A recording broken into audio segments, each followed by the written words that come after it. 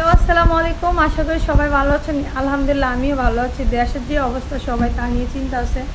আর কিছু কিছু মানুষে কী করে ভাই, এমন আপুরা আমি আপনাদেরকে বলি, আপনারা আমার পেজটা চিনেন না।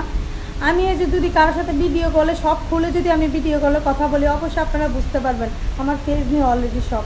তা আমার খারাপ খারাপ ভিডিও যারা যারা প্রবাসীদের লগে এবং অন্য কারো লোক খারাপ খারাপ কথা বলে, খারাপ খারাপ ভিডিও করে, টাকার বিনিময়ে অনেক কিছু করে, তারা কিন্তু অবশ্যই খারাপ কাজ করে।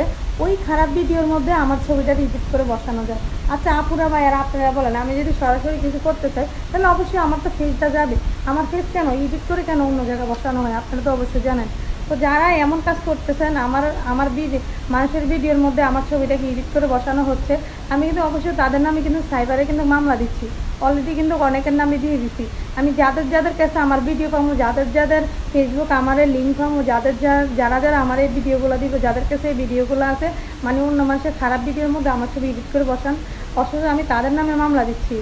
তার কোনো আমার দোষ নাই, কেননা আপনাদের কাছে আমার এসব খারাপ ভিডিও কিন্তু আমি করি না। কেন একটা ভালো মানুষের মধ্যে কেন আপনারা খারাপ ভিডিও চড়াই দেবেন? যারা খারাপ কাজ করে তাদেরকে বলেন আমি তো খারাপ কিছু করি না, তাহলে কেন? শুনেন, এখন আইন কিন্তু অনেক অনেক কঠিন।